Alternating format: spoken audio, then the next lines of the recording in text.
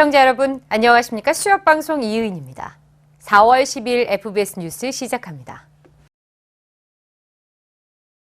노동진 회장이 수협 조합장들과의 소통에 나섰습니다. 강원, 경북, 부산 지역에서 조합장 간담회를 각각 열고 수사 현장의 목소리를 들었습니다. 노동진 회장이 현장 소통 경영을 시작했습니다.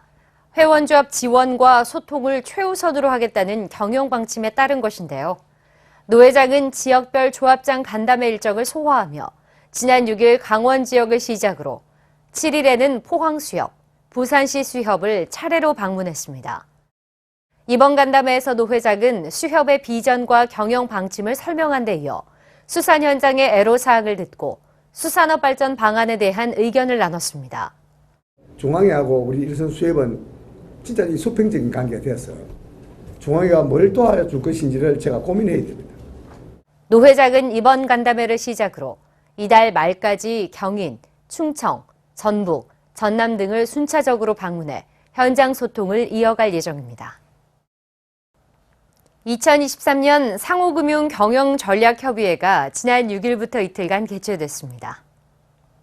이번 회의에는 노동진 회장을 비롯한 각 조합 상임이사 등 100여 명이 참석해 지난해 성과를 축하하고 올해 경영 방향을 논의했습니다. 여러분들의 생각이 곧 우리 어업인을 그리고 우리 수산업을 부강하게 한다는 생각으로 그리고 그 심부름의 역할 거기에 필요한 일들을 중앙회가 도와드리겠습니다. 5년, 10년 후에는 진짜 우리 어촌 사회가 좀 행복 지수가 높아졌으면 좋겠습니다.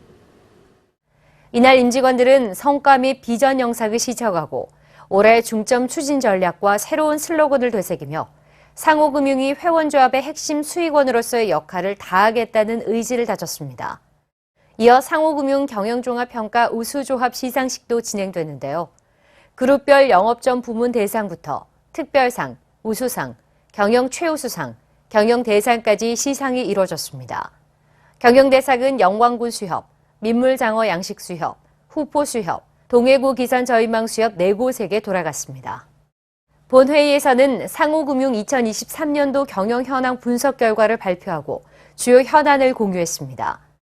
상호금융 경영에 있어서 금년은 역대 최고로 어려운 한 해가 될 것 같습니다.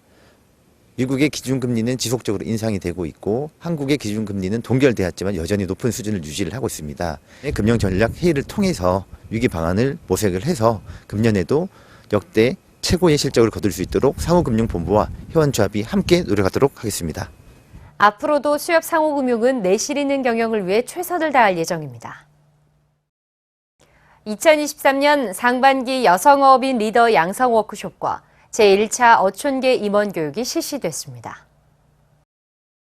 지난 5일 2023년 상반기 여성어업인 리더 양성 워크숍이 개최됐습니다. 이날 워크숍에는 130여 명의 전국 여성 어업인들이 참여했는데요. 정부의 여성어업인 지원 정책과 심리학 강의 등 여성어업인의 권익 신장과 삶의 질 향상을 위한 과정이 진행됐습니다. 이어 한국여성어업인연합회 정기총회에서는 2022년 사업결산 보고와 2023년 사업계획 등을 의결했습니다. 한편 같은 곳에서 지난 5일부터 이틀 동안 올해 제1차 어촌계 임원 교육이 실시됐습니다.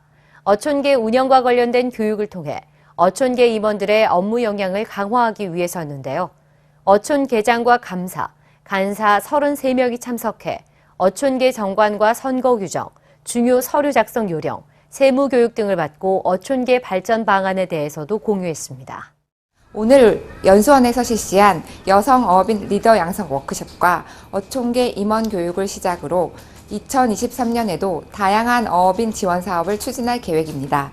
앞으로도 회원지원부에서는 어업인이 부자되는 세상을 만들기 위해 어업인 지원에 최선을 다하겠습니다.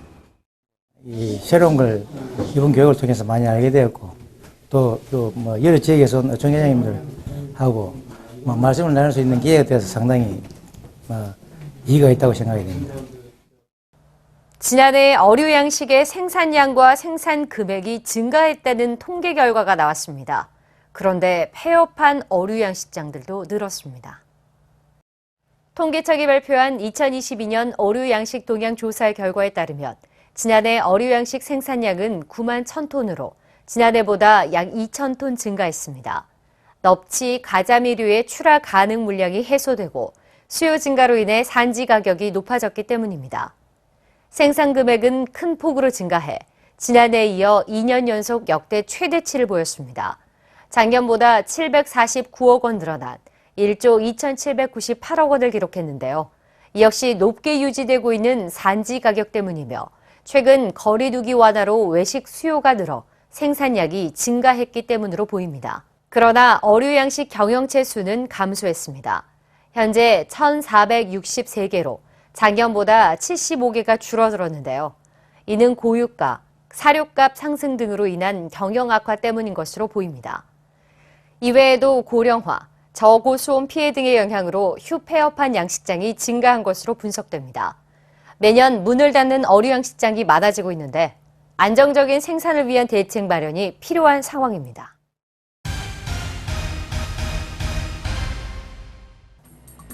노동진 회장은 지난 1일 수협 임직원의 청렴 서한문을 보내 공정과 원칙을 기준으로 열심히 일할 수 있는 분위기를 만들어 보겠다고 강조했습니다.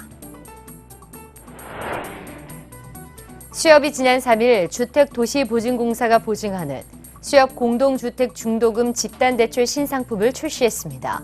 이에 수협은 주택 관련 실수요자의 보증상품 접근성이 크게 향상될 것으로 기대하고 있습니다.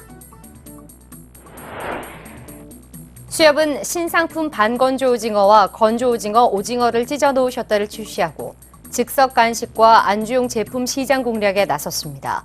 현재 두 상품은 GS25 편의점에서 기획 할인 구성으로 구매할 수 있습니다. 수협은 지난 3일부터 이틀간 2023년 상반기 마케팅 전략 회의를 열고 2023년 마케팅 종합계획과 판매 활성화 방안을 논의했습니다.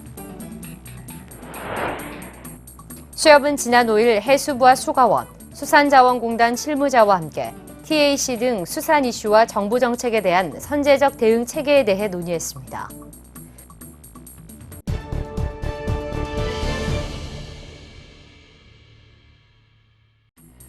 여수수협이 지난달 29일 중앙에 10억 원을 출자한 데 이어 31일 근해 안강만 수협도 5억 원을 중앙에 출자함에 따라 중앙의 누적 출자 총액은 1,910억 원을 달성했습니다.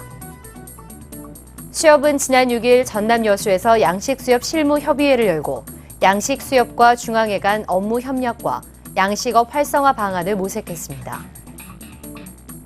귀여인의 집이 전남 영광에 완공돼 지난 1일부터 첫 입주 생활을 시작했습니다. 귀여인의 집은 귀여 귀촌 희망자가 어촌 생활을 체험하면서 양식업 등을 배울 수 있는 임시 거주시설입니다. 수협 쇼핑이 창립 61주년을 기념해서 수협 전복을 61시간 동안 6,100원에 판매하는 행사를 펼쳤는데요. 이어 오는 14일까지는 반갑다 이벤트를 펼칩니다. 신규 가입자 3만 원 이상 상품을 구매하시면 오징어와 굴비, 멸치, 멍게 등을 반값에 구매하실 수 있으니까요. 주변에 아직 수협 쇼핑 가입하지 않은 분이 계시다면 꼭 추천해 주세요.